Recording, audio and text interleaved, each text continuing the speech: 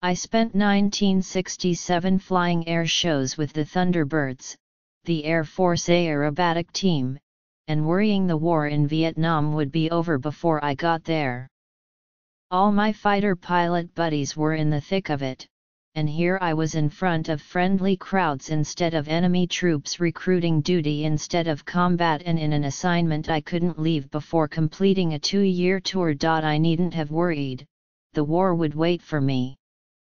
When my turn came, I logged 269 sorties, many of them highly classified because we weren't supposed to be flying over Laos.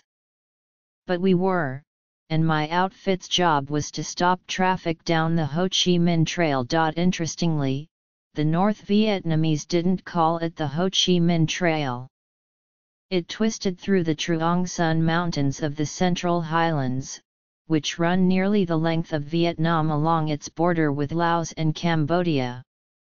For the North, the trail was either the Truong Son Strategic Supply Route, or Highway 559, numerals that memorialized the month, May, and year, 1959.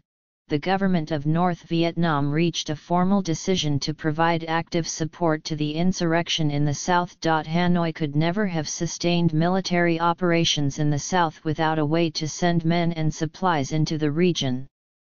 Of course, neither could we.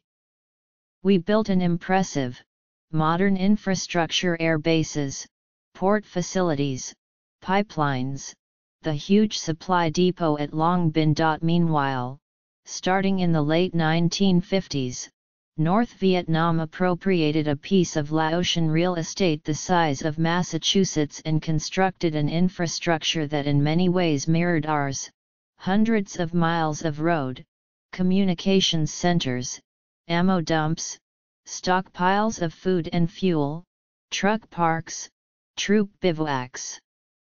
The North Vietnamese did this in a much more difficult environment, a sparsely populated region of rugged mountains, triple canopy jungle, and dense primeval rainforest. It was one of history's great achievements in military engineering, and all of it hidden from sight except for the trace of the road itself. I was assigned to a small unit manned by volunteers from all 4 of the bases in South Vietnam that housed F-100 fighter bombers, the plane of choice for the mission.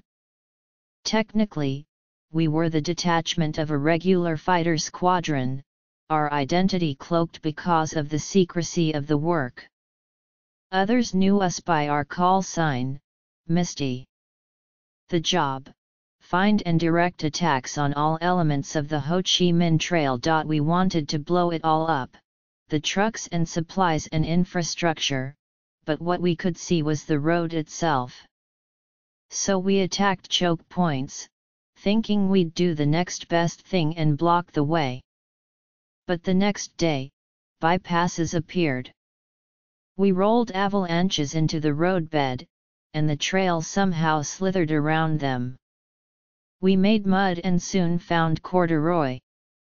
We cratered fords that somehow filled up and widened. More a maze than a road, the trail disappeared, returned to view, dissolved, emerged, contracted, expanded, split, reunited, vanished, materialized. We blasted a big chunk of Laos, the 600-year-old monarchy, the land of 1,000,000 elephants, to bony, lunar dust. Yet somehow the Ho Chi Minh Trail, itself the enemy, was always there. Killing it was like trying to put socks on an octopus. The truckers themselves were much admired by Misty. Their side called them pilots of the ground, the metaphor causing no offense.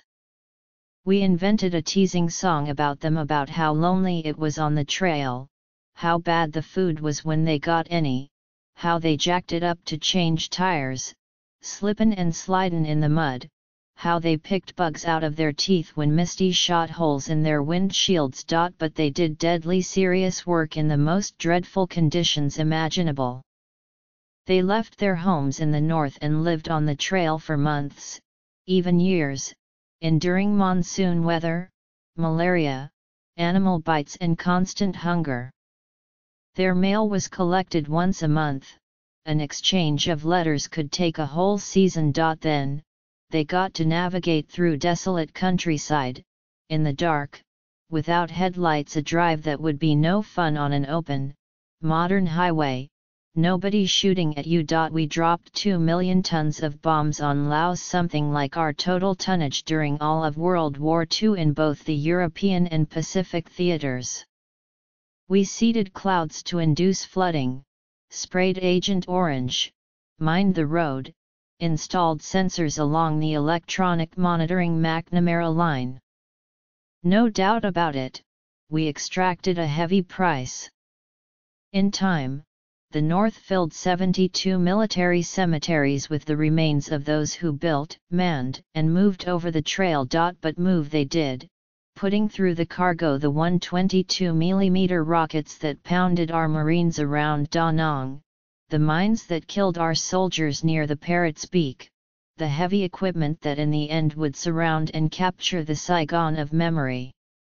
Pumping hard, the truckers provided the oxygen sustaining the North's ability to make war in the South.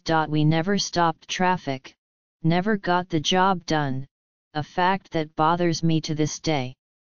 Our technical deficiencies, inability to operate at night, inaccuracy of unguided munitions have since been corrected. But when Saigon fell, it was not a swarm of ragtag Viet Cong guerrillas who overran the city, but columns of Russian-made T-54 tanks, leading a modern field army complete with artillery and surface-to-air missiles, all delivered by those tough guy truck drivers down that seemingly indestructible Ho Chi Minh Trail.